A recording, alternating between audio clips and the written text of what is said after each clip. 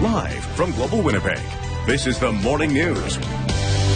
Good morning and welcome back. You're watching the Morning News on Global Winnipeg. It's just after 8 a.m. And if you just were tuning in, you might have seen that Global Shannon Kuzes had just strapped on some snowshoes and she was trying them out for the first time. Have you ever gone snowshoeing? I've got snowshoeing a few times, yeah. I think it's so much fun. It's neat. It allows you to go really anywhere in the winter. Well, that's the goal. That's the theory. I've seen before those snowshoes not working exactly how you expect them to, and just sinking through like 3 feet of snow. Oh, I don't notice that as much as when you're really trying to hustle in snowshoes. Don't try to hustle in snowshoes. No, you bail. Your shins get banged up like crazy. Yes. Or you go like this. Run.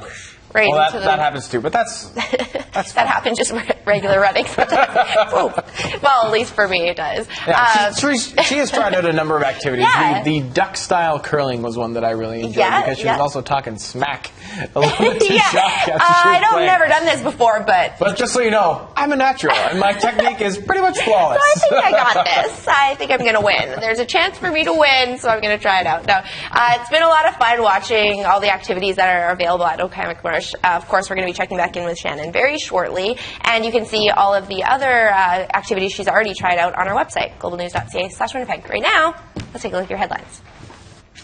Up in the air, why the Winnipeg Police Department helicopter could be grounded for good. And better biking, how more Winnipeggers are strapping on their helmets and hitting the streets. Plus, a number of Canadians are writing to Amazon what it's about and why it has so many people upset. That story with Jeff and Liza in your national news. We had a little freezing drizzle overnight. For the rest of the day, very slight chance of some flurries. We're more likely to notice the temperatures falling, not so much the snow. So this afternoon it'll be around -18, and that wind chill value will continue to get closer to -30. Now let's get to the chopper with Casey Kidd. Yeah, that overnight weather is causing some issues this morning, especially out on the highways. On the perimeter, open, exposed routes are very, very slick, so caution needed. The good news is not many stalls or crashes. Right now, we're looking at the intersection of Lachaudière and Regent and looking down towards Nairn as people make their way towards downtown. Pretty light traffic out here. Again, a little slower in areas because of the slippery conditions, but once you're inside the city, things look pretty good. Even if you're not exceeding the speed limit, you could be driving too fast. Adjust your speed to the conditions. A message from Manitoba Public Insurance. You're watching Morning News on Global Winnipeg.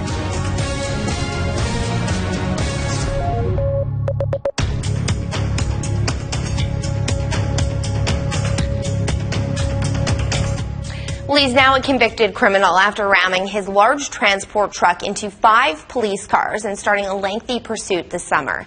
Wayne Rennie was sentenced to 2.5 years behind bars and spoke exclusively to Global's Lorraine Nickel from inside the Headingley Correctional Center. That number will only continue to grow. Well, over 70,000 visitors took in the sights and sounds of a winter wonderland over the holidays. Canad Inn's drive-through light show saw the third best turnout in its 16-year history. Winter Wonderland, located at the Red River X, displayed 1 million lights throughout its 2.5-kilometer route. $16,000 was also donated to 2 local charities. Next year's Winter Wonderland is set for December 2nd to January 7th, 2017. And the great thing about the Winter Wonderland is that you get to stay in your car while you take a look at all the beautiful lights. Probably better to stay in the car than be outside walking today, Mike. Well, today will be the most comfortable we're going to have for a little while. It is going to get cold, there's no question. We have a very cold air mass sitting over top of our province, and it is going to linger through the weekend. You may hear a few people saying polar vortex over the next couple of days.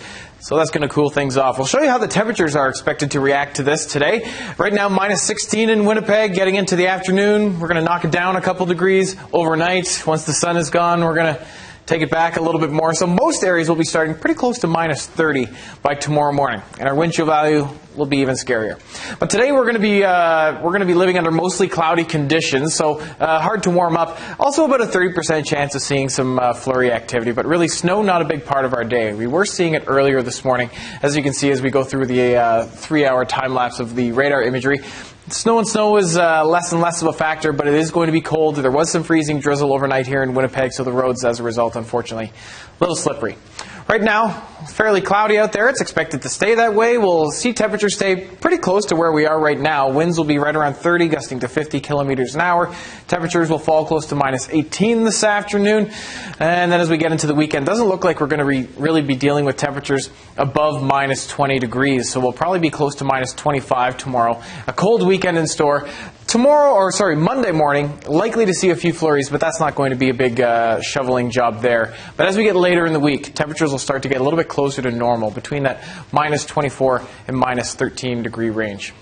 But for a quick look at our drive, even though we had the freezing drizzle early this morning, things are actually moving along fairly well. Some slower traffic on Pembina and on St. Mary's, but we'll quickly just head out to Route 9, and you can see north and southbound traffic moving pretty good. So we'll head to the Cow Tire at Kenaston and Sterling line, and this is the view. Unfortunately, not a great view, but I can tell you things are moving along fairly well through here. Now we'll get you back to the desk with Holly.